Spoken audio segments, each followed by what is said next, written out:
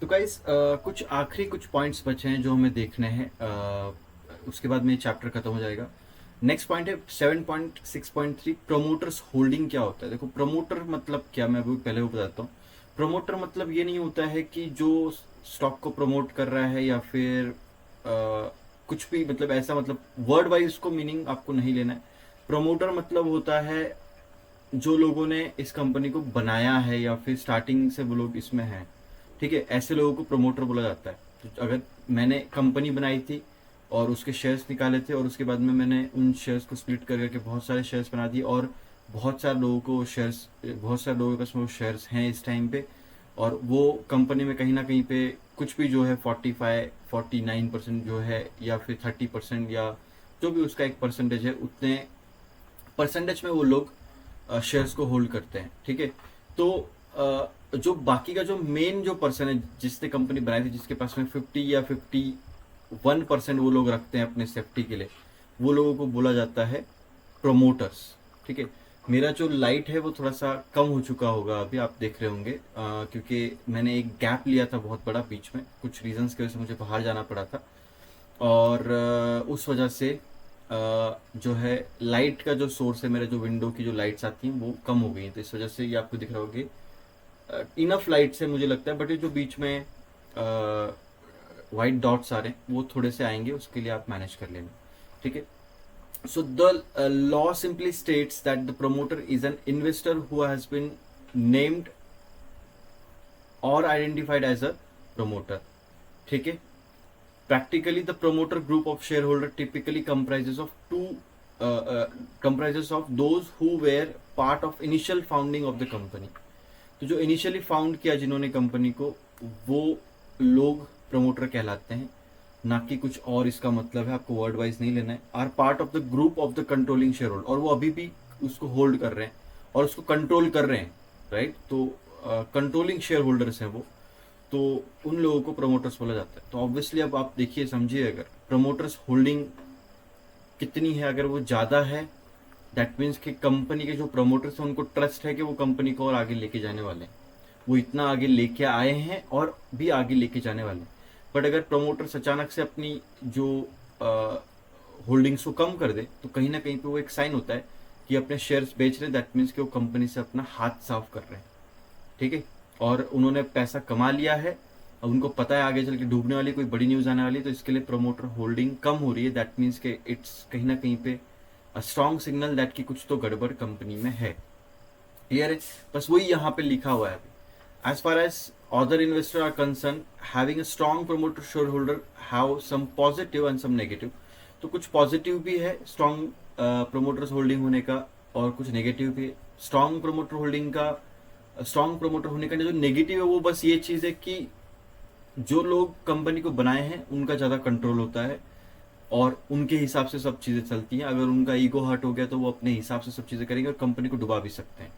जो लोग हैं, जो लोग पैसा डाल के बैठे, उनका भी पैसा डूब जाएगा उनके मतलब गलत डिसीजन से। तो ये एक नेगेटिव पॉइंट होता है। बट देखो, कहीं ना कहीं पे अगर प्रमोटर है, स्टार्टिंग से वो है, और आज अगर उसने डाले थे 1 CR और आज उसने उस कंपनी को बढ़ाकर कहीं ना कहीं पे 50,000 करोड़ की कंपनी बना दी है, तो यार कहीं ना कहीं पे हमें भी उसको ट्रस्ट करना पड़ेगा। समझने वाली बात है, राइट। तो बस यही चीज़ है। जो निगेटिव बस इतना ही है, बाकी प्रोमोटर होल्डिंग ज़्यादा होने का पॉजिटिव चीज़ है कि कहीं ना कहीं पे मैनेजमेंट को, सॉरी, कहीं ना कहीं पे जिस कंपनी का जो ऑनर है उसको ट्रस्ट है कि वो कंपनी को आगे तक लेके जाएगा। I hope it makes sense. A promoter group of shareholder are likely to have higher level of control on management. Yes, obviously होगा promoter का, ठीक है। This in turn increase the likelihood of management acting the best interest of shareholders. तो ऐसा कभी कभी हो जाता है कि अगर प्रमोटर की होल्डिंग ज़्यादा है तो वो शेयर होल्डर्स के बारे में नहीं सोचेगा, वो खुद के बारे में सोचेगा। ये नेगेटिव पॉइंट होता है बस इसका। On other hand, their influence over management also create risk for minority shareholders. ठीक है, हम जो minority shareholders है, हमारे लिए कहीं ना कहीं पे वो रिस्क क्रिएट करता है उनका इन्फ्लुएंस होना मैनेजमेंट के ऊपर। क्योंकि ऑब्वियसली अगर वो कंपनी का मालिक है तो मैनेजमेंट को जो बोलेगा मैनेजमेंट को करना पड़ेगा यार। अंबानी जी हैं, जो रिलायंस के मैनेजमेंट को बोलेंगे वो मैनेजमेंट अंबानी की ही सुनने वाला है। क्योंकि प्रमोटर होल्डिंग ज़्यादा है उनकी, उनका जो शेयर्स है वो ज़्यादा है। So share holders as promoter group में influence management to take certain actions. तो प्रमोटर ग्रुप देखो, मैनेजमेंट जब मैनेजमेंट आता है ना किसी कंपनी में, तो वो उसका काम है उसको सारे डिसीजन उसको लेने, मैनेजमेंट को ही लेने। उसमें फिर प्रमोटर्स या होल्डर्स या जो लोग हैं इन लोगों का कोई लेना नहीं होता। लेकिन अगर प्रमोटर्स की होल्डिंग बहुत हाई है तो कहीं ना कहीं पे एक चांस बनता है कि वो मैनेजमेंट को जो बोलेंगे मैनेजमेंट को करना पड़ेगा। क्लियर है, राइट? तो बस वो यहाँ पे लिखा हुआ है कि management how to take certain actions that may benefit promoter group at the cost of minority share holders. तो प्रमोटर ग्रुप को वो फायदे वाली चीज रहेगी, और कॉस्ट कौन करेगा या जिसका नुकसान कौन होगा, माइनॉरिटी शेयर होल्डर्स रहेंगे। तो ऐसा कभी हो सकता है कि ऐसा कोई डिसीजन प्रमोटर ग्रुप बोल दे कि आपको करना पड़ेगा जिसके वजह से शेयर होल्डर का नुकसान हो, मुझे क्या करना है? वो बोलेगा मुझे क्या करना, मेरा पैसा सेफ रहना चाहिए, मेरी कंपनी है, वो ये सोचेगा। तो उस केस में ऐसी चीजें नहीं होनी चाहिए। इसके लिए कुछ लॉस भी हैं सेबी ने बनाए हुए। Since promoter have significant role in the company, analyst should also focus on share holding they have and the changes in their share holding. तो जो प्रमोटर होल्डिंग्स की जो शेयर होल्डिंग जो पैटर्न है वो उस पर नजर रखना है, और अगर उसमें कुछ चेंज हो रहा है, कम ज्यादा हो रहा है, तो उस पर भी नजर रखना है। ये रिसर्च एनालिस्ट का काम है। एज अ एनालिस्ट आपको ये सब चीजें देखनी जरूरी है। When promoter need funds many times they have to choose to pledge their share holdings. कभी कभार ऐसा हो जाएगा कि शेयर होल्डर जो प्रमोटर है वो कहीं ना कहीं पे उसको अचानक से फंड की जरूरत पड़ती है किसी और चीज के लिए, या उस पर्टिकुलर कंपनी के लिए, या कोई और उसको कुछ और चीज करनी है, तो उस टाइम पे वो क्या करेगा, लोन लेने के लिए ये कंपनी के शेयर्स जो है वहां पे जो है इस पे डाल देगा, क्या बोलते हैं अपना प्लेज पे डाल देगा। प्लेज मतलब क्या करना, वो अपने शेयर्स गिरवी रख देगा किसी लोन या बैंक के पास में, और उसके बदले वो लोन ले लेगा। अब अगर वो लोन बहुत ज्यादा लेता है और कल को वो लोन नहीं चुका पाता है, तो लोन का पैसा कौन देगा, वो लोन का पैसा कहाँ से आएगा? तो वो शेयर्स बेच के आएगा। लेकिन क्या उस टाइम पे जब डिफॉल्ट हो जाएगा, कुछ कुछ फ्रॉड हो जाएगा कंपनी के अंदर, तो क्या वो शेयर्स की वैल्यू उसी प्राइस पे मिलेगी? नहीं मिलेगी। तो कहीं ना कहीं पे एक मार्केट रिस्क भी वहां पे आ जाता है। तो वही यहाँ पे बता रखा है, when promoter pledge their shares the lender apply hair cut on the market price towards the margin and lend the money. तो ये चीज है। Pledging of shares may done by promoters as way of raising fund in the normal course, and thus does not necessarily signal any concern related to the corporate governance or the business fundamentals. However, analysts should have look at whether amount of such pledged shares is high or low. High amount of pledged shares are aggregate the market risk event fall in price of the shares. अगर price गिरती है तो उस case में market risk मैंने आपको बताया लेना पड़ता है। उस टाइम पे वो सीन हो जाता है। तो उस टाइम पे फिर आपको मालूम है क्या होगा कि डिफॉल्ट हो जाएगा और फिर लोगों का भी पैसा डूब जाएगा। रिस्क इन बिजनेस सिंपल है, वर्ड में ही है। रिस्क क्या है बिजनेस के अंदर ये देखना। Promoter love to talk about grand future they dream and visualize. जो प्रमोटर्स होते हैं जब भी आप उनके इंटरव्यूज देखेंगे वो बोलेंगे हम तो कंपनी को इतना बड़ा कर देंगे, आगे चल के हम लोग इतना रिटर्न कमाएंगे, कंपनी ऊंचाइयों पे जाएगी, ये वो। क्योंकि वो ऑब्वियसली मोटिवेशन होता है उन प्रमोटर्स का कि उनको बढ़ाना है कंपनी को। बट उनकी बातों को सुन के आप मोटिवेट नहीं हो सकते और कुछ भी नहीं छाप सकते। आपको रियलिटी फैक्चुअल इंफॉर्मेशन के ऊपर लिखना होता है। तो यहाँ पे लिखा हुआ है कि they may talk about grand future they dream about और the visualisation. Very rarely they would talk about the risk. बहुत रेयरली ऐसा हुआ कि वो रिस्क के बारे में भी बात कर रहे हैं। बहुत रेयरली ऐसा हुआ कि वो रिस्क के बारे में डिस्कस कर रहे हैं। Associated with the journey and the converting their dream into reality. जो उनके ड्रीम्स है उनको बनाने में जो रिस्क लेने वाले वो उसके बारे में डिस्कस नहीं करते। बहुत रेयरली होगा ऐसा, ठीक है। पर हमें पता होना चाहिए एज एनालिस्ट कि कितना रिस्क हो सकता है आगे इन सब चीजों में। तो ये हमें देखना पड़ेगा, ये हमें एनालाइज करना पड़ेगा, right. For example, borrowing from international market at the low rates look attractive. However, adding their angle of currency risk to the discussion turns the whole discussion on its head. तो वो लोग बोलते हैं कि हम लोग इंटरनेशनल मार्केट से पैसा लेके आएंगे और हमें ये फायदा होगा वो होगा, और क्यों लेके आएंगे? क्योंकि वहाँ के जो रेट्स हैं वो बहुत लो है, वो बहुत कम रेट्स में हमें पैसा मिल रहा है। लेकिन what if currency rate risk के बारे में डिस्कस किया जाए। करेंसी रिस्क मतलब कि आज अगर $1000 हमने वहां से लिया है, ठीक है, तो 80,000 रुपये हो रहे हैं लोन के। बट कल को यही जो डॉलर की प्राइस जो है 80 से बढ़ के 90 रुपीज हो गई, तो यही 80,000 रुपये 90,000 रुपये करके देने पड़ेंगे, प्लस साथ ही में इंटरेस्ट भी चुकाना पड़ेगा, और वो भी डॉलर्स में रहेगा, और उसका भी कैलकुलेशन नए डॉलर के वैल्यू के साथ में आएगा। तब आप क्या करेंगे? तो जो करेंसी रिस्क है डिस्कस नहीं किया जाता, बट पब्लिक में लोगों को बताया जाता है कि हम लोग इंटरनेशनल मार्केट से पैसा लाएंगे, ये सब चीज़ें ये यहाँ पे डिस्कस किया गया है। आई होप आपको समझ में आ रही हैं चीज़ें, बहुत ही ईजी लैंग्वेज में बता रहा हूँ। Entrepreneurs are by nature risk takers and how to how the psychological ability to bear the shock. जो एंटरप्रेन्योर्स होते हैं, जो बना रहे हैं इस बिजनेस को, बढ़ा रहे हैं बिजनेस को, या कर रहे हैं, या जो भी लोग हैं, वो लोग कहीं ना कहीं पे उनकी एबिलिटी होती है इस शॉक को ऑब्जर्व करने की, ठीक है। Rupert Murdoch failed thrice before successful created the Star empire. Star empire बनाने से पहले जो पर्टिकुलर ये जो महाश्री हैं, इन्होंने 3 बार जो है नुकसान किया था खुद का। I don't know about him, मैंने इनके बारे में ज़्यादा पढ़ा नहीं है, बट मैं श्योरली पढ़ूंगा, और कभी अगर पढ़ता हूँ तो मैं आपके बारे में आपको शेयर करूंगा। इवन जो स्टीव जॉब्स थे, उनको तो कंपनी से निकाल दिया गया था, खुद के ही एप्पल कंपनी से उनको हटा दिया था शेयर होल्डिंग पैटर्न्स के थ्रू। बट बाद में फिर उन्होंने क्या कर लिया, वापस से उनको बुला लिया बट उनको कॉल बैक तो कर लिया, बट कहीं ना कहीं पे उसके बीच में जब वो उस टाइम पे खाली बैठे थे, तो उन्होंने एक नया वेंचर भी बनाया था। तो कहीं ना कहीं पे ये रिस्क टेकर्स होते हैं, और जो शॉक होता है वो ऑब्जर्व करने की ताकत रखते हैं, right. There are risk in every business which may range from business aspects to the operational aspects. Business aspect से लेके ऑपरेशनल एस्पेक्ट तक रिस्क होते हैं, टू एग्जीक्यूशन एस्पेक्ट। तो हर चीज में, बिजनेस में हो सकता है, ऑपरेशनली हो सकता है रिस्क, एग्जीक्यूशन में हो सकता है, या फिर और अदर रिस्क भी हो सकता है। ये रिस्क हम लोग डिस्कस करेंगे और आगे बहुत डीप में एक एक रिस्क हम लोग डिस्कस करेंगे, शायद से अगले सेशन में रहेगा या फिर उसके अगले सेशन में रहेगा।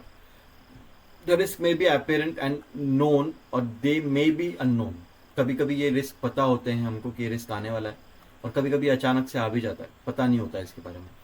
Analyst should focus lot on risk aspect in various dimension, क्योंकि कहीं ना कहीं पे रिस्क पता होगा तो ही हमारा बिजनेस सही से चलेगा। और एक जो सच्चा एक क्या बोल सकते हैं, एक बिजनेस है या इन्वेस्टर भी है या एक एनालिस्ट है, ये हमेशा रिस्क फैक्टर्स पहले देखेगा कि क्या है बिजनेस के। They should continuously ask what could go wrong in the business. Business में क्या गलत हो सकता है, ये बात करना जरूरी है। If promoter states that nothing could go wrong in the business, clearly they fall in the category of people who don't know what they don't know. That means कि अगर प्रमोटर बोल रहा है कि नहीं यार हमारा रिस्क है ही नहीं, हम तो रिस्क लेते ही नहीं, हम तो यही नहीं करते, ऐसा कभी कोई बिजनेस में नहीं होता। हर एक बिजनेस में कुछ ना कुछ रिस्क होता ही है हमेशा, ठीक है। तो ये जो रिस्क है, ये कितना होता है, क्या होता है, ये डिस्कस करना जरूरी होता है। ये अगर प्रमोटर्स अगर नहीं करते हैं और नहीं एक प्रैक्टिकल वे में नहीं देखते हैं, दैट मीन्स कि उनको ईगो है कि नहीं यार हम तो कर लेंगे, हम सब जीत लेंगे, ऐसा नहीं होता है। That you need to understand. This type of promoters need to be avoided. ऐसे लोगों से दूर रहना है, ऐसे प्रमोटर से दूर रहना है। तो जब भी आप किसी कंपनी का एनालिसिस करते हो तो प्रमोटर देखो कौन है उसका, कौन उसमें होल्डिंग्स बनाए बैठा है, कितनी बनाए बैठा है, कम तो नहीं कर रहा है, बढ़ा तो नहीं रहा है, ये भी देखना जरूरी है, राइट। यस बैंक का सीन आपको पता होगा क्या हो गया था उसमें, ठीक है। तो प्रमोटर्स बेचते हैं तो क्या फिर बचेगा नीचे, जो मालिक है वही बेच रहा है कंपनी को, तो आप कौन हो उसको खरीदने वाले, ये बात हो गई वहां पे। तो this type of promoters need to be avoid. ऐसे लोगों से, ऐसे प्रमोटर्स के ऊपर भी एनालिसिस करना जरूरी होता है। तो एज ए एनालिस्ट ही आपका काम है। अभी जो ट्रेडर्स हैं, जो शॉर्ट टर्म ट्रेडिंग करते हैं, उनको तो इन सब चीज़ों से फर्क नहीं पड़ता। जो लॉन्ग टर्म पैसा डाल रहे हैं, तो किसी के भरोसे हम लोग पैसा डाल रहे हैं, ऐसा नहीं कि अंधाधुंध पैसा डाल दें, ठीक है। History of credit rating agencies और क्रेडिट रेटिंग क्या होता है कि एक जब आप किसी कंपनी के लिए लोन लेने जा रहे हैं, सपोज आपने 5000 CR का लोन लेना है, तो उससे पहले बैंक आपको बोलेगी जाओ किसी क्रेडिट रेटिंग एजेंसी से जाके अपना जो है रेटिंग लेके आओ क्या है। तो क्रेडिट रेटिंग एजेंसी क्या करेगी, आपके पूरे फाइनेंशियल्स के ऊपर जो जो डॉक्यूमेंट्स मांगेगी आपको उसको देना पड़ेगा, उसके ऊपर पूरा एनालिसिस करेगी और फिर एक रेटिंग दे देगी। ठीक है, इसका अगर एक एग्जांपल मैं आपको दिखाऊं, मैंने आपको पहले भी दिखाया था, मैं भी फिर से आपको एक बार दिखा रहा हूँ। देखो यहाँ पे मैं फिर से screener.in लेके आता हूँ। एंड जब मैं screener.in लाता हूँ तो हम लोग कोई भी एक एग्जांपल ले लेते हैं, जैसे ग्लैंडमार्क हम लोग ले लेते हैं, ग्लैंडमार्क हम लोग ले लेंगे। ग्लैंडमार्क हमने ले लिया, राइट। ग्लैंडमार्क ले लिया, यहाँ पे सबसे नीचे आना है, सबसे लास्ट में आपको आना है एंड यहाँ पे क्रेडिट रेटिंग दिख जाएगा आपको। तो ये देखेंगे अगर आप, तो यहाँ पे क्रेडिट रेटिंग दिख रही, क्रिसिल ने दे रखा है, देखो यहाँ पे फिच क्रिसिल फ्रॉम क्रिसिल, ये सब आ रखा है, दिख रहा है। ये जब हम लोग किसी कंपनी की क्रेडिट रेटिंग रिपोर्ट ओपन करते हैं, क्रिसिल का हम लोग कर लेंगे, तो वो कुछ इस तरीके से दिखती है। यहाँ पे दिख रहा होगा आपको कि 1850 का लोन लेना था, उन्होंने रेटिंग दी है A1+। ठीक है, तो रेटिंग्स जो है डिफाइन होती है कि A1+ मतलब इतनी अच्छी है। अब जो रेटिंग दिया है रीअफर्म है, मतलब कि पहले भी दिया था और वापस से उसको ही कंटिन्यू कर रहे हैं, और उसके बाद में जो रेटिंग दिया है उसके बारे में सब कुछ लिखा है कि क्यों हमने ये रेटिंग दिया है। इसमें हर एक चीज क्लियरली बहुत अच्छे से बता रखी है कि क्या क्या है, प्रमोटर होल्डिंग का क्या सीन है। यहाँ से आप पढ़ के एक जो है एज ए एनालिस्ट आप भी कर सकते हैं। ये रिसर्च एनालिस्ट ने किया, यहाँ पे ये भी लिखा है कि क्या क्या की रेटिंग ड्राइवर्स हैं। हमने KPIs पढ़े थे वो, राइट। उसके बाद में स्ट्रेंथ क्या क्या है, राइट, वीकनेसेस क्या क्या है, राइट, स्वॉट एनालिसिस अभी हमने किया वो, ठीक है। देन उसके बाद में थ्रेड्स है क्या, कुछ सब कुछ यहाँ पे लिखा होगा, सब कुछ एक एक चीज यहाँ पे अच्छे से लिखी होगी।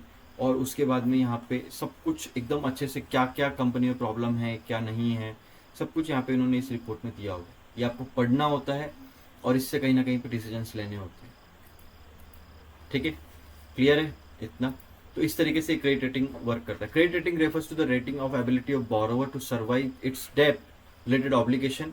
क्या वो अपने जो डेब्ट रिलेटेड ऑब्लिगेशन है, जो ऑब्लिगेशन हैं जो पूरे करने हैं, क्या वो कर पाएगा, तभी तो कोई कंपनी लोन देगी ना। अगर 1100 करोड़ की रेटिंग अच्छी मिली है तो यस कंपनी बोले, बैंक सोचेगी हाँ 1100 करोड़ देने में कोई दिक्कत नहीं क्योंकि रेटिंग्स अच्छी हैं। तो कहीं ना कहीं पे काम होता है। This ratings which are provided by credit rating agencies are issued at the issuer level as well as at the individual debt levels।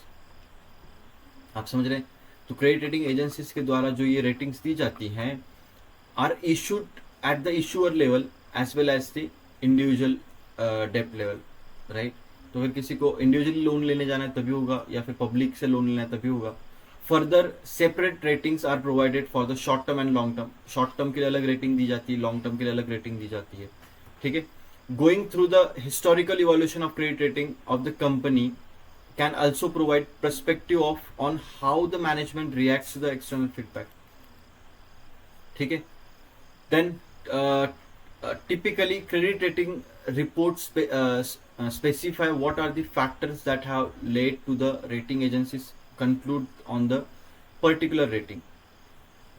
Okay, तो क्रेडिट रेटिंग जो रिपोर्ट्स होती हैं वो स्पेसिफाई करती हैं फैक्टर्स को जो कि that had led to the rating agencies conclude the particular. तो वो एक प्रॉपर उसके पीछे रीजन भी देगा। It is also specifies what rating agency consider the key concerns. मैंने आपको बताया की कंसर्न हमने देखे थे अभी। If company has worked on the such concern areas, it indicates that the management of the company has been very responsive to the external feedbacks। Reading through historical credit rating and how the concern have changed from one report to other next can provide information obtaining the such a insight। अब देखो यहाँ से कोई decision नहीं लेते आप bye करना है सेल करना है, लेकिन क्रेडिट रेटिंग एजेंसीज से हमें मालूम चलता है कि कुछ गड़बड़ तो नहीं है कंपनी में। ये हमें समझ में आ जाता है। अगर कुछ गड़बड़ है, कुछ चीज़ें छुपी हुई है जो एनालिस्ट हमें नहीं मिल रही हैं एज एनालिस्ट और उनको मिल जा रही हैं, तो वो बड़ी बात होती है। हम वहाँ से पढ़ते ESG framework for the company analysis 7.9 ESG stands for, देखो यहाँ पे हो गया, ठीक है, मोर एनवायरमेंटल सोशल एंड गवर्नेंस, ऐसा होता है ये। Most investors focus on profit generating ability of the business make investment decisions। ठीक है, बहुत सारे इन्वेस्टर्स जो होते हैं फोकस करते हैं कि हमें प्रॉफिट मिल जाए बस, तो प्रॉफिट जनरेटिंग कंपनी हो।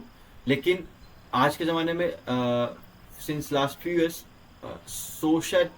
societal discussion about companies and business have also started focusing on the suitable development. तो जो कंपनी है वो ESG नेटवर्क फॉलो करती है नहीं करती है, एनवायरमेंटल के इश्यूज क्लियर कर रही नहीं कर रही, सोशल देख रही नहीं देख रही, कॉर्पोरेट गवर्नेंस उसमें है या नहीं है, ये सब चीजें देखी जाती है. ठीक है, ESG एक फ्रेमवर्क है, जैसे आपका स्वॉट एनालिसिस है, बाकी जो हमने कल फ्रेमवर्क देखे थे 4, pestle analysis, then SCP analysis, और भी 2 थे. तो कहीं ना कहीं पे ये भी एक फ्रेमवर्क है जिसमें आपको एनवायरमेंटल इश्यूज देखे जाते हैं. Initially this framework was used by the handful of impact investor, but this framework has gradually gained traction as the framework also provide commercial values. ठीक है, कमर्शियल वैल्यूज मिलती है, इसके लिए ये ट्रैक्शन में आया, नहीं तो पहले सिर्फ और सिर्फ इन्वेस्टर इसको नॉर्मली यूज करते थे. ठीक है, under this framework investor evaluate the companies based on this criteria. How does the company activate, how does the company activates the affect environment. Okay. Companies activities affect the environment. Okay, company का जो कहीं carbon emission तो नहीं हो रहा है, ठीक है, जो कंट्रीब्यूशन तो नहीं हो रहा है पोल्यूशन में, उसकी रैंक क्या है, ठीक है, और बाकी लोगों से कंपेयर करके भी देखेंगे. तो अगर ज्यादा है तो फिर कोई रेगुलेशन आ जाएगा, बिना मतलब प्रॉब्लम हो जाएगी, तो वो पहले ही ESG फ्रेमवर्क फॉलो किया जाए तो बेटर होता है. What are the activities that the company perform in the term of social development. तो उसमें फिर ह्यूमन राइट्स के बारे में, gender equality, many such social factors जो आपको कंपनी को जो है वहां पे कंट्रीब्यूट करना होता है खुद की तरफ से. ठीक है, last criteria focus on the corporate governance, जो कि हम लोग देख रहे हैं. एक कॉर्पोरेट गवर्नेंस होना जरूरी है, वो भी स्टैंडर्डाइज फॉलो होना चाहिए. जितना ये अच्छा रहेगा, जितना हार्ड रहेगा, उतना कंपनी के लिए अच्छा है, जितना ये स्टैंडर्ड रहेगा. राइट, या फिर आपको सेबी के दिए हुए जो हैं वो तो करने पड़ेंगे. 1000 कंपनीज को ये फॉलो करना ही पड़ता है गवर्नेंस, टॉप 1000 कंपनीज को. उसके अलावा जो सेबी के वो तो माइनर है, उसके अलावा भी स्टैंडर्ड फॉलो करते हैं लोग, जो बड़ी बड़ी कंपनीज है, उनका ही फायदा है. ESG investors use ESG filter to short their potential investment. Once shortlisted, the stock does not become an authentic investment.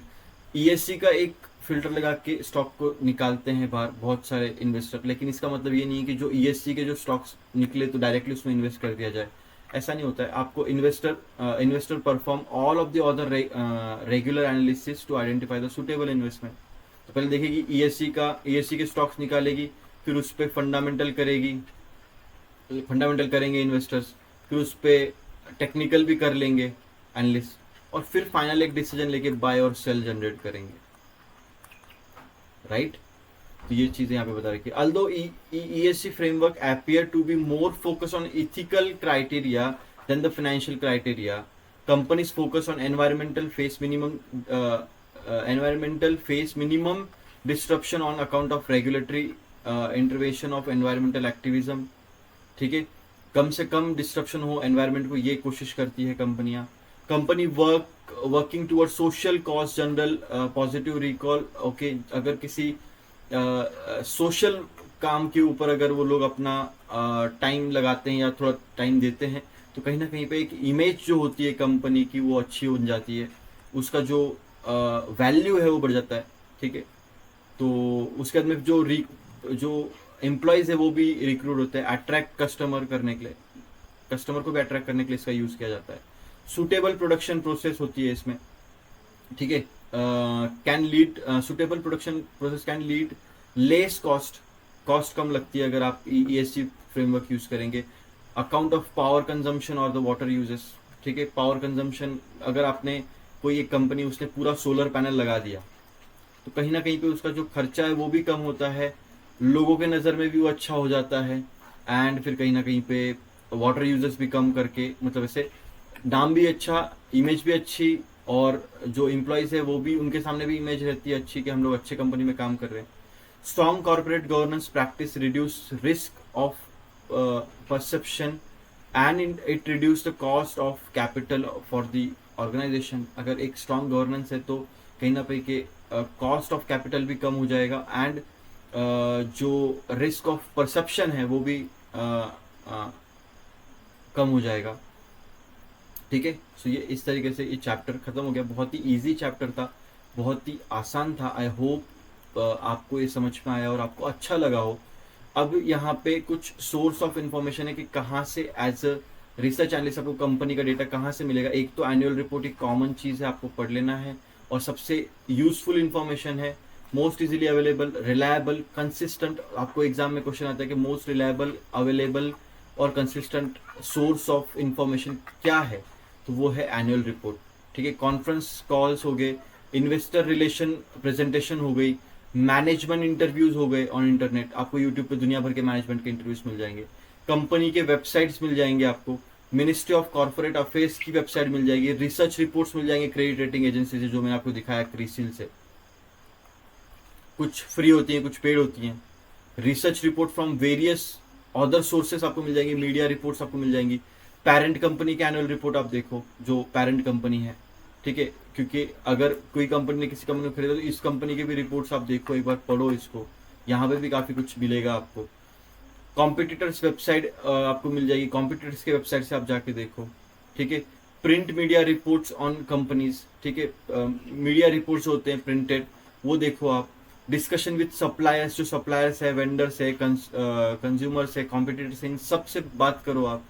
ठीक है, BRSR report for ACG disclosure आप देखो जाके, ये सब चीज़ें आपको वहाँ पे मिल जाती हैं। अब कुछ असाइनमेंट्स हैं जो आपको देखना है, और एक असाइनमेंट ये है कि आपको इसमें शायद दिया है, नहीं पता नहीं। असाइनमेंट्स में आपको ये क्या करना है, जो भी असाइनमेंट्स आप ढूंढ के ला रहे हो, ये कर रहे हो, ये आपके NISM में नहीं दिया हुआ, ये आपको करना है, मेरे लिए करना है। और अगर आप कर रहे हैं तो उस केस में आपको यू जस्ट मेक श्योर कि आप कमेंट में डालें इसको कि आपने क्या किया, कैसे किया। आपको कोई भी 5 कंपनी लेनी है, उनके नाम और विथ वो ESG फ्रेमवर्क फॉलो करते हैं या नहीं करते हैं, और किस ईयर में उन्होंने किया करना स्टार्ट किया, ये ढूंढ के निकालना है और आपको कमेंट करना है। Download any credit rating report, आप कोई भी क्रिसिल की कर लो, स्क्रीनर से कर लो, कहीं से भी, and type its rating and reason in comment. तो जो रीजन वहां पे दिए गए, जो आपको पढ़ना है, समझना है और वहां पे लिखना है कमेंट के अंदर, ये आपका वर्क रहेगा। Name any company which having a high pricing power. Even एक कंपनी बताने से अच्छा आप मुझे 5 कंपनीज बताओ। मैंने आपको एप्पल बताई थी, राइट? अब आपको मुझे बतानी है 5 नहीं, चलो ज़्यादा हो जाएंगी 5। ठीक है, 5 ज़्यादा हो जाएंगी, 3 आप बता दो बस। ठीक है, 3 ढूंढ के लानी है ऐसी कंपनी जिनके पास में हाई प्राइसिंग पावर है। चैट GPT आप यूज़ कर सकते हो, गूगल आप यूज़ कर सकते हो ऑब्वियसली, क्योंकि as a research analyst you have rights कि आप सर्च करो, ढूंढो और इन्फॉर्मेशन पढ़ो, पर अच्छे से कमेंट लिखो, कमेंट में बताओ मुझे क्या आपको लगता है, आपके व्यूज़ क्या हैं, क्योंकि मुझे पता चलना चाहिए कि आपने सीखा क्या चैप्टर से। राइट, इसको क्या हो गया? ठीक है, जस्ट अ सेकेंड।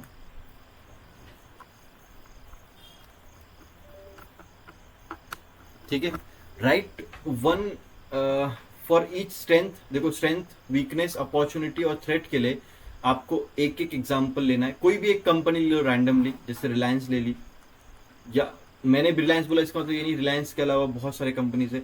सर्च करो कंपनीज के नाम, उसमें से एक कंपनी को चूज करो, उसकी strength, weakness, opportunity and threat लेके आओ और यहाँ पे कमेंट में पेस्ट करो, मुझे बताओ क्या है वीकनेस और क्यों है। एक ऐसा एनालिसिस होना चाहिए आपका कि मैं जब पढ़ूँ तो मुझे खुशी मिलनी चाहिए, right? Take any company and do स्वॉट एनालिसिस, वही जो मैंने आपको बताया था। और स्ट्रेंथ, वीकनेस, अपॉर्चुनिटी, आपको थ्रेट, ये तो बताना ही है। साथ में एक कंपनी लेके उसके ऊपर, रिलायंस लेके आप उसके ऊपर एनालिसिस करो, जैसे कोई भी आप ले सकते हो। ठीक है, find historical promoters holding for Reliance, TCS, ITC, ग्लैंडमार्क। 1, 2, 3, 4 company जो है, रिलायंस, TCS, ITC, ग्लैंडमार्क, इन चारों के आपको प्रोमोटर्स होल्डिंग ढूंढ के लाने हैं और आपको ना उस प्रमोटर होल्डिंग के ऊपर कमेंट करना है कि सर ये कम हो रही है जयेश भाई, ये कम हो रही है, तो इसका मतलब कुछ ये है क्या, वो है क्या। आप क्वेश्चंस पूछो, अपने डाउट्स क्लियर करो, मैं वहां पे पूरा 100% दूंगा आपके डाउट्स क्लियर करने के लिए। ये चैप्टर पूरा हो चुका है। अब नेक्स्ट चैप्टर हम लोग जाएंगे, चैप्टर नंबर 8, जो कि है बहुत ही इंपॉर्टेंट चैप्टर। और चैप्टर नंबर 8 में भी हम लोग कंपनी एनालिसिस करने वाले हैं, लेकिन थोड़ा सा न्यूमेरिकल वे में थोड़ा सा करेंगे, और थोड़ा सा वहाँ के कंसेप्ट और अलग होंगे। ठीक है, कंपनी एनालिसिस हम लोग देखेंगे अगले चैप्टर में। सो चैनल को जिन लोगों ने सब्सक्राइब नहीं किया वो लोग सब्सक्राइब करो, लाइक नहीं किया लाइक करो प्लीज़ यार। वीडियो को बहुत मेहनत लगती है, आपने देखा ही होगा, बहुत ज़्यादा स्टडी लगता है, समझना पड़ता है चीज़ों को। और कमेंट करो, यूट्यूब चैनल को सब्सक्राइब करना है आपको। बाकी ट्विटर पे आप मुझे फॉलो करो, कुछ भी डाउट है ट्वीट करो, मैसेज करके मुझे बताओ। व्हाट्सएप पे आप मुझे मैसेज कर सकते हैं। एक सबसे मेन चीज़ कि जिन लोगों को MCQ चाहिए है वो लोगों को कहाँ मिलेंगे आपको पता है, वो मिलेंगे आपको डिस्क्रिप्शन में जाके। डिस्क्रिप्शन में जाओ और डिस्क्रिप्शन में जाके उस लिंक को ओपन करके सब्सक्राइब करो एंड मुझे बताओ कि कैसा लगा आपको। सब एग्ज़ाम आपकी निकलती नहीं, और जिस दिन भी आपकी एग्ज़ाम निकलेगी ना उस दिन प्लीज़ मुझे मैसेज करके ज़रूर बताना कमेंट में, मुझे बहुत अच्छा लगेगा। Thank you so much guys and thanks for watching. See you in next session. Hello friends, तो मुझे लगता है कि ये वीडियो अगर आप देख रहे हैं तो इसका मतलब ये है कि लाइक आपने मेरा टेलीग्राम या ट्विटर देखा है मेरी। उसके बाद में डेली मॉर्निंग कैसे एक रिस्क रिवॉर्ड बना के हम लोग एक ट्रेड करते हैं प्रॉपरली जिससे बड़ा लॉस नहीं हो। तो ये जो स्किल्स हैं ये अगर आप में भी आने चाहिए तो ये कोर्स आपके लिए कैसे हेल्पफुल रहेगा, ये कोर्स में आप कैसे सीखेंगे वो सब चीजें, कैसे आप एक proper buy sell target stop loss पकड़ पाएंगे किसी भी स्टॉक से, कैसे आप इंडेक्स ट्रेडिंग, कैसे आप जो है स्टॉक में ट्रेडिंग कर पाएंगे, ये सब चीजें इस कोर्स में कवर होंगी। सो ये वीडियो देखने से पहले मैं सबको रिक्वेस्ट करता हूं कि ये वीडियो को आप पूरा स्टार्ट से लेके एंड तक देखिए। इसके एंड में मैं इसका फीस भी बताऊंगा, कोर्स में क्या क्या चीजें होने वाली ये भी बताऊंगा, कैसे आपको लाइफ टाइम सपोर्ट मिलने वाला ये भी मैं आपको बताऊंगा। तो इसको पूरा स्टार्ट से लेके एंड तक ध्यान से देखिए। सो वीडियो को स्टार्ट करते हैं। सबसे पहली चीज के जो हमारा जो कोर्स है वो टोटल 5 डेज में होगा। सो 5 डेज में हमारा कोर्स होने वाला है, मतलब ये नहीं कि लाइक आपको 5 डेज में ही खत्म करना है, ऐसा नहीं है। तो आप अपने टाइम के हिसाब से इसको कंप्लीट कर सकते हैं। आज आपने डे 1 कंप्लीट किया है जो 3 घंटे का है, तो आप डे 2 अपने हिसाब से कभी भी अपने हिसाब से लाइक 1 हफ्ते बाद 2 हफ्ते बाद भी कंप्लीट कर सकते हैं। तो जरूरी नहीं है कि लाइक आपको इसको उसी दिन खत्म करना है या उसी टाइम पर आपको खत्म करना है, ऐसा नहीं है। ठीक है। सो उसके बाद में अगर आप देखेंगे ध्यान से यहां पर के मैंने जो कोर्स को डिवाइड किया है 5 डेज में डिवाइड किया है, तो इसमें क्या क्या चीजें होने वाली है देखिए। पहले 4 दिन में आपको 4 अलग अलग स्ट्रैटेजीज देने वाला हूं जिसमें सब कुछ चीजें इंक्लूड होंगी। मैं आपको बताता हूं ये स्ट्रैटेजीज किस चीजों पर डिपेंड होंगी या फिर क्या, लेकिन इन स्ट्रैटेजी में प्रॉपरली बाय कहां करना है, सेल कहां करना है, टारगेट कहां रखना है, स्टॉप लॉस क्या रखना है, रिस्क रिवॉर्ड कैसे मैनेज करना है, कितना क्वांटिटी डालना है, ये तक डिफाइन होगा। सब कुछ चीजें इन स्ट्रैटेजी में अच्छे से, हर स्ट्रैटेजी का रिस्क रिवॉर्ड जो है वो 1:2 जो है 5 है। कुछ पैटर्न्स होंगे जो मैं आपको दूंगा, उनको एज इट इज फॉलो करना है। अगर पैटर्न बनता है तो ट्रेड करना है, पैटर्न नहीं बनता है तो सिंपली छोड़ देना है। आपने देखा होगा कि लाइक मैं बहुत बार कभी कभी ऐसा होता है कि लाइक मैं ट्रेडिंग छोड़ देता हूं उस दिन के लिए। वो क्यों छोड़ता हूं? बिकॉज मार्केट समझ नहीं आता है, डायरेक्शन समझ नहीं आती है, पैटर्न्स खराब हो जाते हैं। तो पैटर्न्स क्या है ये मैं आपको इस कोर्स में बताऊंगा। पैटर्न्स में सब कुछ चीजें होंगी, इंक्लूड रूल्स होंगे। उन रूल्स को आपको एज इट इज फॉलो करना है। और मैं मानता हूं अगर आप रूल्स को फॉलो करते हैं तो आपको 95% एक्यूरेसी मिलती है। और हालांकि अगर आप रूल्स फॉलो नहीं करते तो 80 से 90% तक आपको एक्यूरेसी मिलती है। आपने एक्यूरेसी देखी है चैनल में, मुझे बताने की जरूरत नहीं है। देन उसके बाद में आपको 5th डे में जो है एक स्कैनर मिलने वाला है। स्कैनर मतलब क्या? देखिए बहुत लोगों का एक कंफ्यूजन होगा कि लाइक स्कैनर और स्क्रीनर दोनों में कंफ्यूजन होता है। तो ये चीज आप समझ लो कि स्क्रीनर मतलब कि आपको दिखाएगा कि like high volume, low and ये top gainers and top losers and ये सब चीजें उस स्क्रीनर में आती हैं। स्कैनर मतलब क्या? स्कैनर मतलब वो सारे स्टॉक्स को स्कैन करेगा और आपके सामने जो हमारे पैटर्न्स बन रहे हैं वो आपके सामने रख देगा। तो हमारा एक डैशबोर्ड है, उस पर आप सीधा जो है आपको वहां पे आ जाएंगे। ये 5 स्टॉक जो है आपका फर्स्ट स्ट्रैटेजी बना रहे हैं, ये जो 2 स्टॉक ये अलग स्ट्रैटेजी बना रहे हैं, और ये जो स्कैनर रहेगा ये मेरा खुद का बनाया हुआ स्कैनर है। और एक और चीज कि ये जो स्कैनर है ये लाइफ टाइम आपके लिए फ्री रहेगा इस कोर्स में। तो ऐसा नहीं कि लाइक मैं आपसे 5 डेज का कोर्स करवा रहा हूं उसके बाद में मैं आपसे बोल रहा हूं कि लाइक यार आपको अलग से कुछ अमाउंट पे करनी पड़ेगी, ऐसा नहीं है। तो ये जो कोर्स है ये पूरा जब जैसे ही आप कंप्लीट करते हैं इसका फीस आप पे करेंगे, इसका कोर्स कंप्लीट करेंगे, उसके बाद में ये स्कैनर आपके लिए फ्री रहेगा। देन ये जब 5 डेज का कोर्स कंप्लीट हो जाएगा उसके बाद में आपको जो है कुछ एक्स्ट्रा केस स्टडी वीडियोस मिलेंगे मेरे तरफ से, जो कि रहेंगे 3-3.5 घंटे के या 4 घंटे के, और इसमें और कुछ वीडियोस भी इसमें ऐड होने वाले हैं। बहुत सारे लोगों का ये क्वेश्चन होगा कि लाइक ये जो कोर्स है ये पूरा किस सेगमेंट पे अवेलेबल है, लाइक के इंडेक्स में आप करवा रहे हो सर, या यस इंडेक्स में भी होगा लेकिन अभी तक उसके वीडियोस ऐड नहीं हुए हैं, बट यस जो कैश सेगमेंट पे ये पूरा कोर्स पूरा टोटली डिपेंड करता है, कौन सा स्टॉक ऊपर जाएगा, कहां से ऊपर जाएगा, कितना पॉइंट ऊपर जाएगा, उसका स्टॉप लॉस क्या रखना है, इस पर ये कोर्स डिपेंड करता है। तो ऑप्शंस के वीडियोस भी आगे ऐड होंगे, अगर आपने ये कोर्स अभी बाय किया हुआ है तो वो ऑप्शन के वीडियोस आपको सारे आगे चलकर फ्री मिलेंगे। यस एंड यस आप कैश में स्पॉट प्राइस में इंडेक्स की प्राइस इसमें प्रेडिक्ट कर सकते हो। तो ये जो मोस्ट कॉमन क्वेश्चन होता है लाइक सर कि आपका कोर्स कैश पर है तो क्या ये इंडेक्स पर वर्क करेगा? यस इंडेक्स पर भी एज इट इज वर्क करेगा। अगर मुझे पता है 100 पॉइंट निफ्टी ऊपर जाएगा तो सारे के सारे स्टॉक्स भी ऊपर जाएंगे, उसके कॉल ऑप्शन निफ्टी के कॉल ऑप्शंस भी ऊपर जाएंगे। तो ये समझने वाली बात है, ठीक है। सो इवन अगर आपका ऑप्शन का डेटा बोल रहा है कि ये नेगेटिव है बट स्टिल कैश का डेटा अगर बोल रहा है वो पॉजिटिव है तो वो ऊपर ही जाएगा। सो इसके लिए समझ लीजिए स्पॉट प्राइस या कैश प्राइस जानना जरूरी है। दूसरी चीज के जो हमारा कोर्स है ये प्योर वॉल्यूम और प्राइस एक्शन बेस्ड है। तो इसका एक चीज ये फायदा है हमारे कोर्स में कि इसमें मैं आपको कोई इंडिकेटर नहीं सिखा रहा हूं। ऐसा नहीं कि लाइक मैं आपको 10-12 इंडिकेटर्स दे दूंगा और आपको उन इंडिकेटर्स को फॉलो करना है एंड उसी से आपको स्ट्रैटेजी बना दी, ऐसा नहीं रहेगा।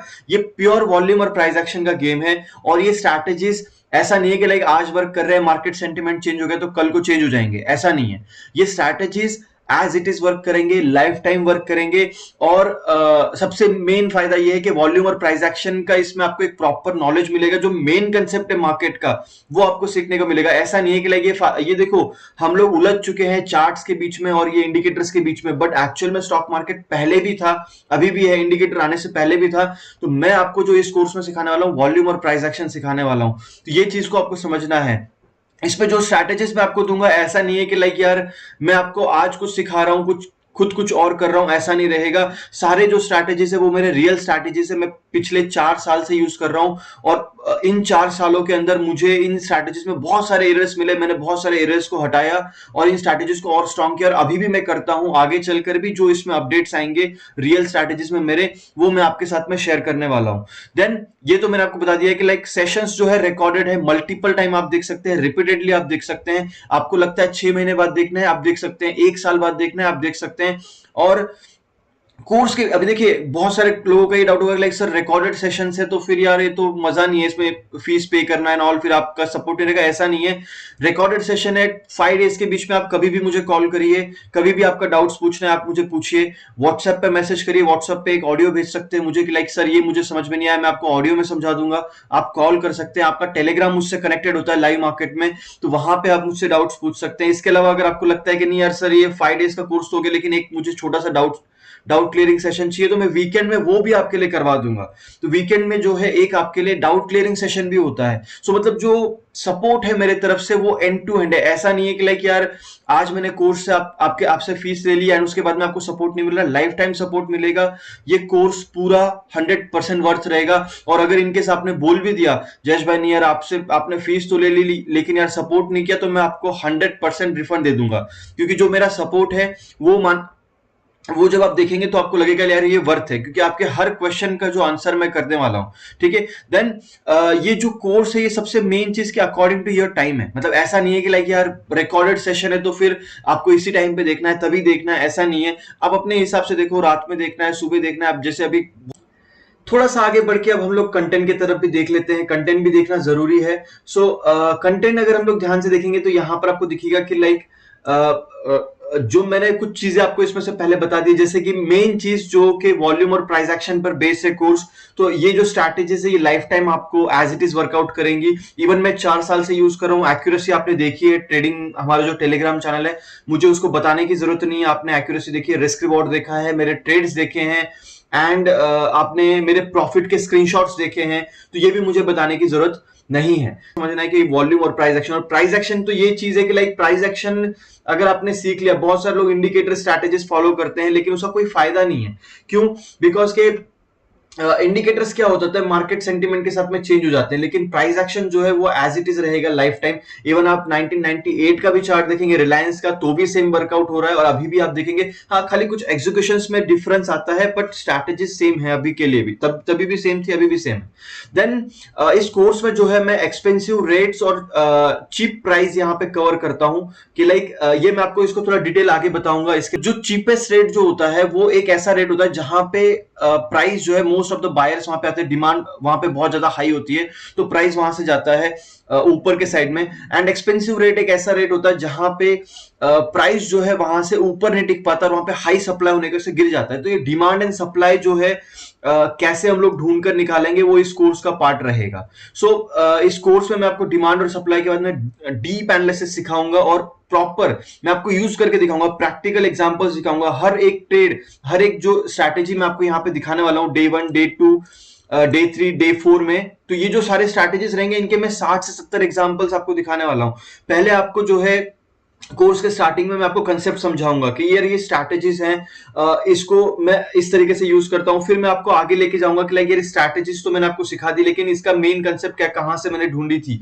फिर उसके बाद में मैं आपको उन स्ट्रैटेजीज के रूल्स लिख के दूंगा और उन रूल्स के ऊपर मैं आपको जो है 60 से 70 एग्जाम्पल दिखाऊंगा जो अच्छे एग्जाम्पल्स हैं। उसके बाद में मैं 30 से 40 एग्जाम्पल आपको गलत वाले दिखाऊंगा।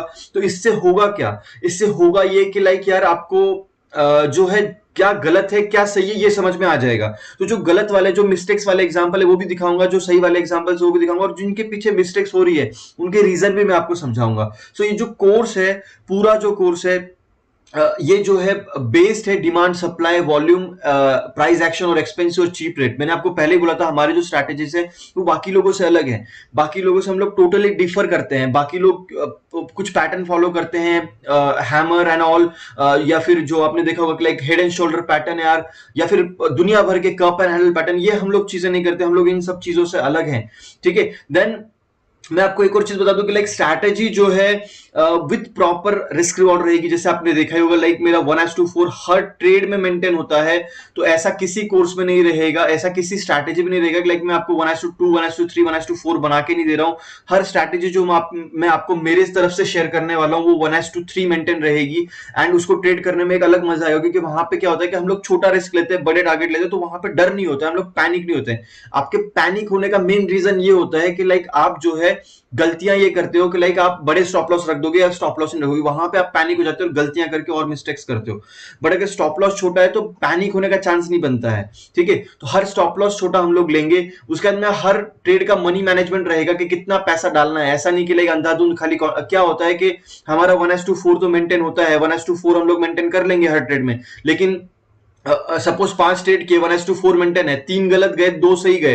अब 2 जो सही जाते हैं, अगर मैं क्वांटिटी सही से मैनेज करूं तो सही है, लेकिन जो 3 में लॉस हुआ उसमें अगर आपका 1000 क्वांटिटी है और जिसमें प्रॉफिट हुआ उसमें खाली 100 क्वांटिटी, 200 क्वांटिटी है, तो वो एक प्रॉपर मैनेजमेंट नहीं है। एक प्रॉपर मैनेजमेंट होना चाहिए स्टॉप लॉस का, रिस्क रिवॉर्ड का, कितना क्वांटिटी डालना है हर ट्रेड में, ये मैनेजमेंट होना चाहिए। ये भी इस कोर्स में कवर अप होने वाला है।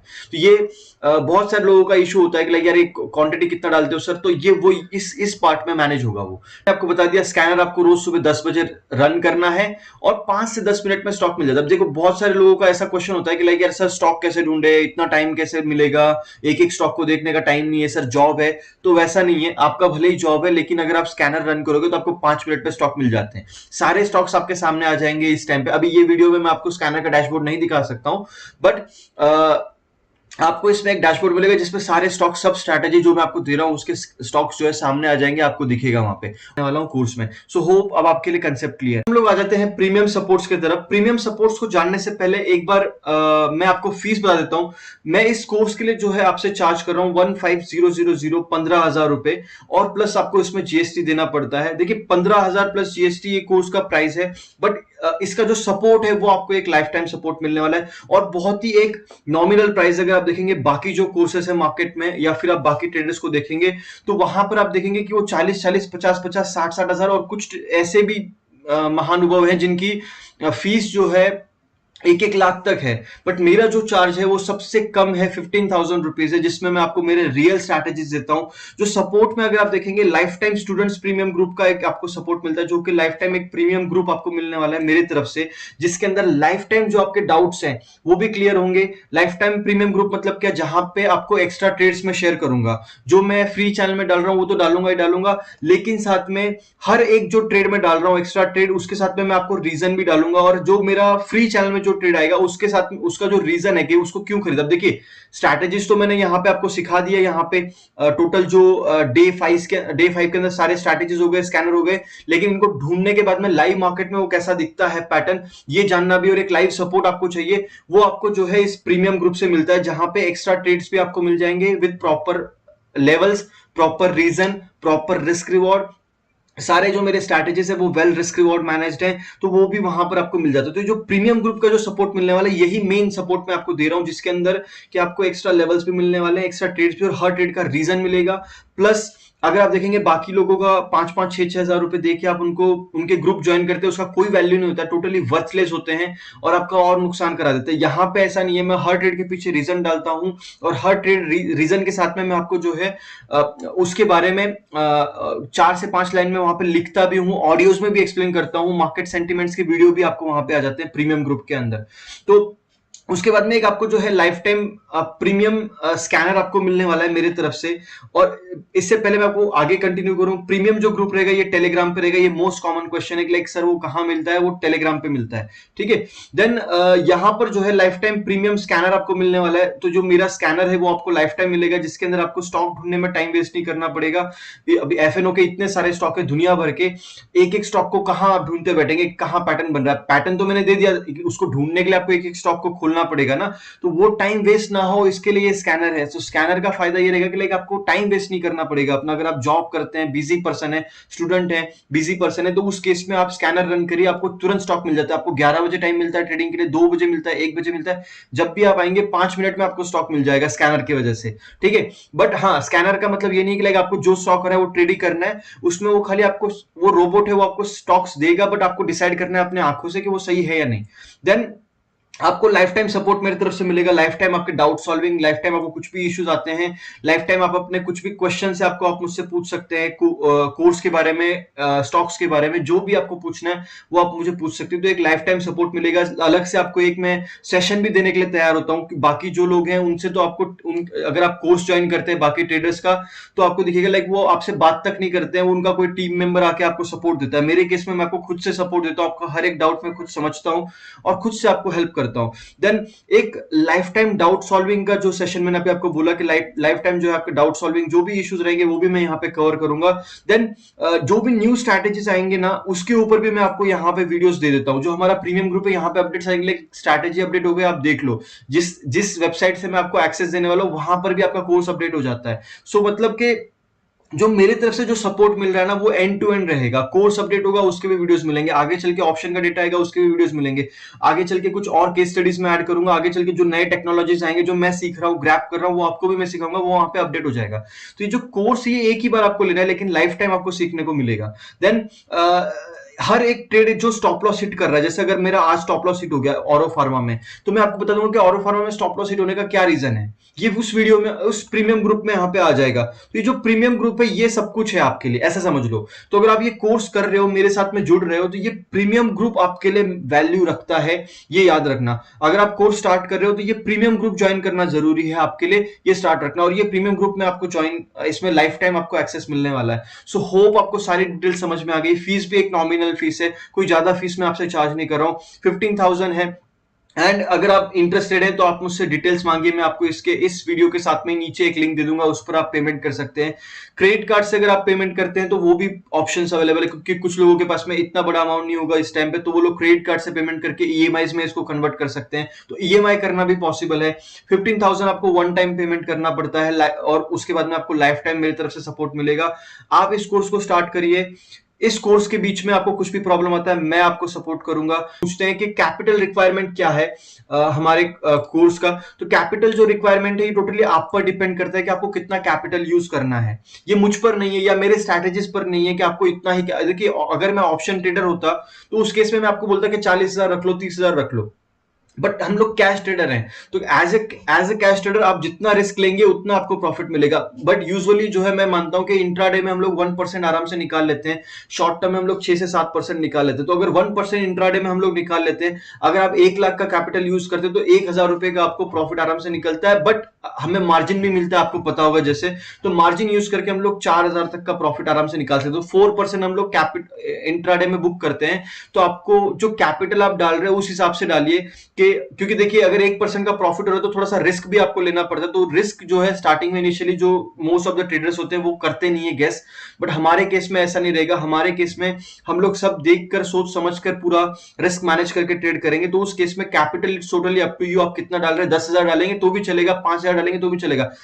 इनफैक्ट मैं मानता हूं कि अगर आप न्यू ट्रेडर हैं, नए आए हैं मार्केट में, तो आपको स्टार्टिंग में 1,000 रुपए डालना चाहिए। अगर 1,000 रुपए का 2,000 रुपए हो जाता है तो आपकी स्ट्रैटेजी वर्क कर रही है। 1,000 का 2,000 हो गया, 2,000 का 4,000 हो गया, तो आपका 1 लाख का 2 लाख भी हो जाएगा, 2 लाख का 4 लाख भी हो जाएगा।